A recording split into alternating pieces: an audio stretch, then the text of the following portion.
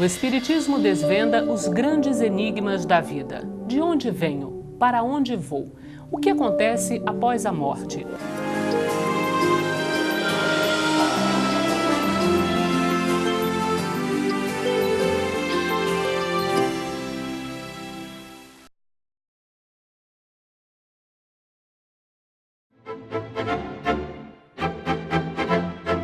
Você acompanha a partir de agora mais uma edição do programa Transição, uma visão espírita para um novo tempo.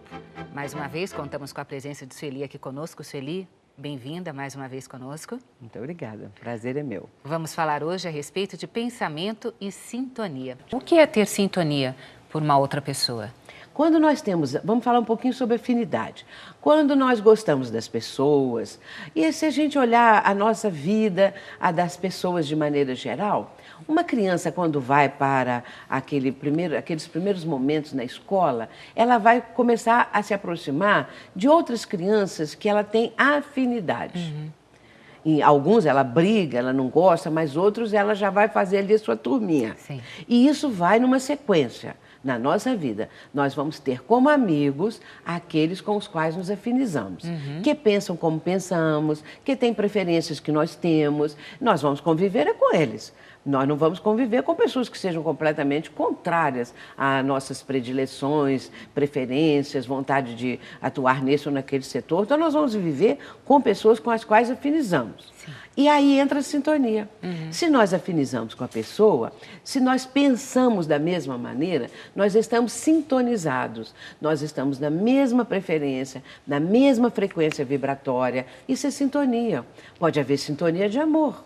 Pode haver sintonia de solidariedade, estamos sintonizados com as pessoas, assim como sintonizamos o rádio. Sim. Não é? Nós buscamos no rádio o quê? Uma estação transmissora que esteja dentro daquela faixa necessária para nós captarmos essa onda do rádio, para captarmos o programa que queremos ali no rádio. Sim. A nossa mente, ela é uma estação transmissora e receptora.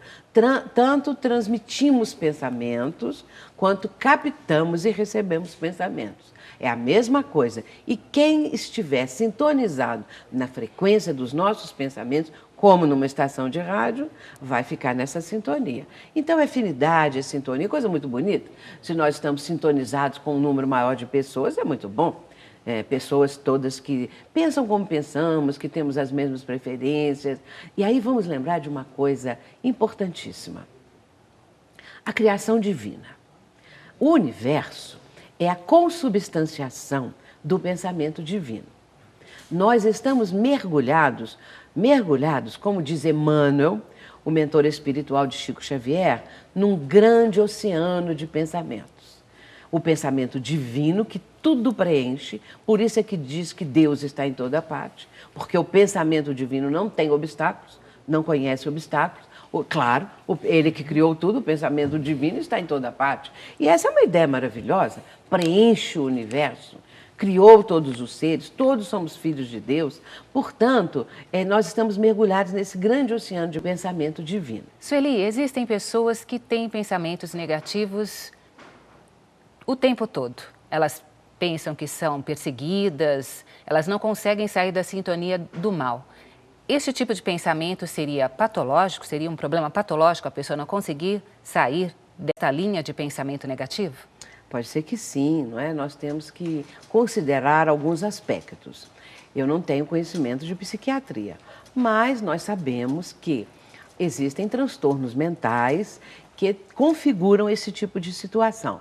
Pensamentos extremamente negativos, pensamentos desequilibrados, pensamentos de fazer algum tipo de maldade, no campo também da convivência com as pessoas. Portanto, existe sim uma patologia mental que a psiquiatria cuida, não é? E vai classificar, mostrando esses aspectos todos patológicos. Quando uma pessoa tem pensamentos negativos, e às vezes isso se mostra bem cedo, já na adolescência, a criatura já está mostrando um aspecto mental muito mórbido, muito assim negativo, que às vezes os que convivem com essa pessoa notam que esses pensamentos, quando o jovem, a criança já está expondo esse tipo de ideias que estão muito na sua mente, essas que estão em volta, essas criaturas, podem então identificar que aquilo não é muito natural, que existe alguma coisa diferente. Quando observam isso, podem levar os pais, os responsáveis, a criança, o jovem, o adulto, aconselhar que busque um médico, que procure, isso é muito importante, para que haja então uma orientação, caso seja mesmo um tipo de transtorno mental. Eu escrevi uma obra, vou falar aqui um pouquinho dela, em que eu menciono a questão dos transtornos mentais. O título é Transtornos Mentais, uma leitura espírita. E logo de imediato eu digo que não tenho conhecimentos nesse campo acadêmicos, eu não sou psiquiatra. Mas como tenho procurado estudar a questão da mente, e isso tenho feito através, hoje, já quase 20 anos, porque me interesso, a mente humana me fascina muito. Eu acho assim maravilhoso esse estudo, eu acho maravilhosa a psiquiatria, tudo isso que está voltado para os processos mentais. Isso me fascina e eu busco conhecer, mesmo que seja uma pessoa leiga, que não tem um embasamento necessário para isso. Sim. Mas, de uma certa forma, aos poucos, eu fui aprendendo.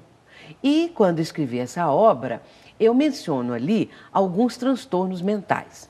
Esses transtornos, quando eu vou falar de cada um deles, primeiro eu trago aquilo que a psiquiatria menciona, explica, esclarece quanto àquele tipo de transtorno. Mas depois eu mostro a visão espírita, porque o espiritismo tem muito a contribuir em questão de mente, as questões da mente.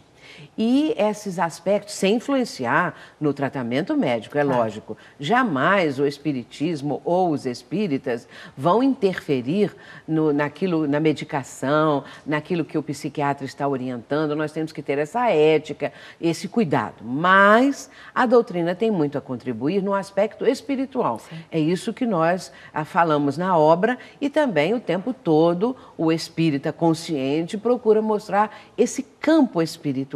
O quanto isso atua na pessoa, o quanto isso está presente e, de certa forma, vai impregnando o psiquismo da criatura de uma vivência anterior.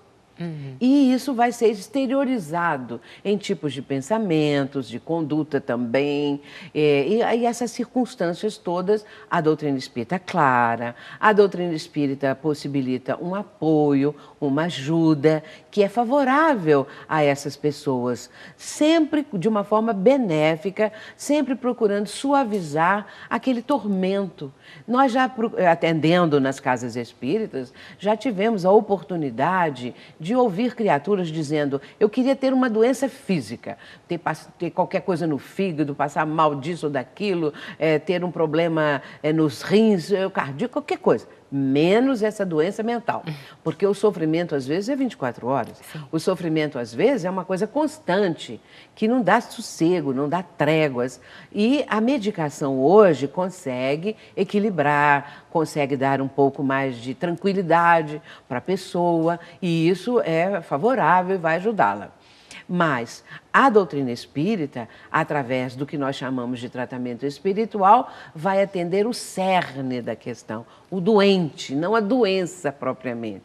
Vai atender ao enfermo, ao espírito que está doente, que está com essa limitação, que está sofrendo tudo isso. Aí sim, porque atendendo ao doente, nós ajudamos que a doença fique mais suavizada, melhorada. É esse campo. Eu me lembro que Jung, que eu gosto muito de ler os livros dele, Carl Gustav Jung, numa obra Psicogênese das Doenças Mentais, ele vai falar o seguinte, que quando ele começou, 50 anos atrás da obra que ele estava escrevendo, né? 50 anos antes, quando ele estava começando, ele achava que determinadas doenças mentais, transtornos mentais, não teriam cura, como no caso da esquizofrenia. Porém, 50 anos depois, ele põe um adendo nesse livro, dizendo que ele encontrou, naqueles 50 anos, situações de pessoas com esquizofrenia que tiveram uma vida muito melhor, que conseguiram, enfim, equilibrar aquela situação toda através de quê? Daqueles que conviviam com a pessoa. Daquilo que essas pessoas poderiam doar para o doente, de como elas poderiam ajudá-lo, porque o paciente, ele vive um drama interior. E quando aqueles que o cercam estão conscientes disso, ao invés de querer julgá-lo numa clínica, botar para fora de casa, como às vezes ocorre de uma forma tão triste, né, tão dolorosa, o Espiritismo ensina como que nós devemos fazer. E hoje nós sabemos que os cuidadores, aqueles que cuidam dos enfermos, seja com qualquer enfermidade, não é? Eles têm também todo um esclarecimento de como fazer. Eles aprendem, assim, a doutrina espírita no âmbito espiritual. Sueli, o que é uma ideia fixa? Por exemplo, se eu imaginar que eu estou doente, se eu ficar pensando direto que eu estou doente, eu posso realmente adoecer? Pode adoecer. Porque se a pessoa cisma que está doente, né? Ah, eu estou doente, comigo só acontece coisa ruim, eu estou com tumor, ou isso ou aquilo, a mente vai engendrar isso. Porque nossas células, elas respondem perfeitamente ao comando mental. Se nós estamos num comando mental muito destrutivo, as células, naquelas suas subdivisões, elas podem surgir de uma forma alterada.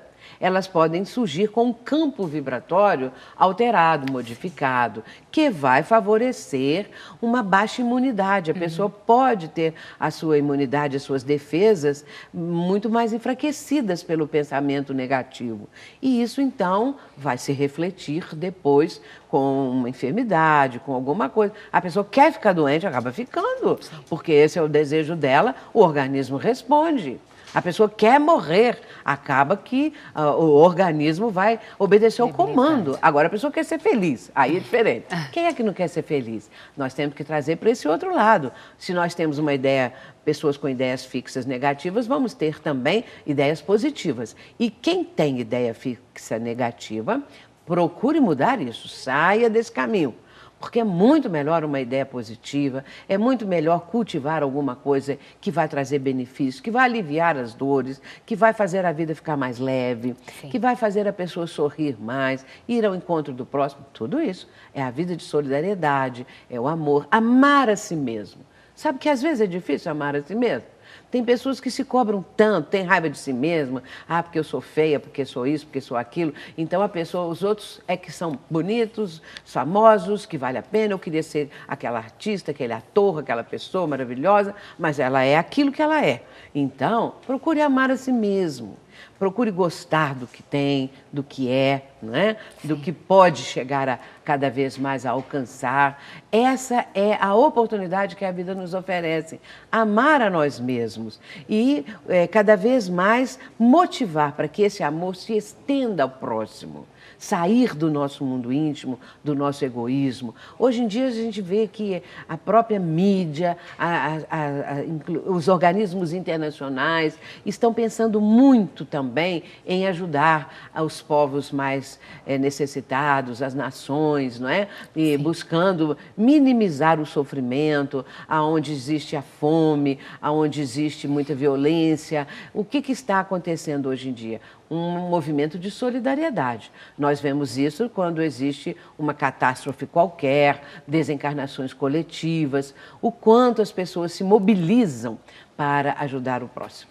A oração é uma forma de nos sintonizarmos com Deus? Qual a importância?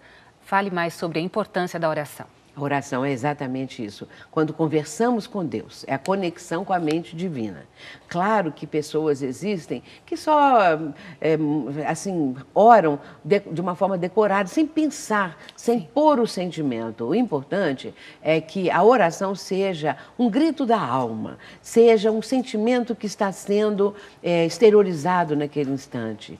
E orar, como diz Joana de Anjos, é arar. A pessoa pode estar trabalhando e estar com pensamento elevado. Sim. Não é? E nós podemos também orar, é uma vivência, é como respirar da alma, a oração que a pessoa faz no dia a dia quando trabalha no bem. Ela não precisa ficar, agora eu vou rezar, agora eu vou orar. Ela pode estar orando na sua conduta, na ajuda ao próximo, ações altruísticas. Então, orar é a nossa conexão com Deus. Muito importante. Agradeço, Sueli, mais uma vez pela sua participação aqui conosco, trazendo estas informações a respeito de sintonia e de pensamento. Muito obrigada, eu que agradeço. Termina agora mais uma edição do programa Transição, uma visão espírita para um novo tempo. Até a próxima oportunidade.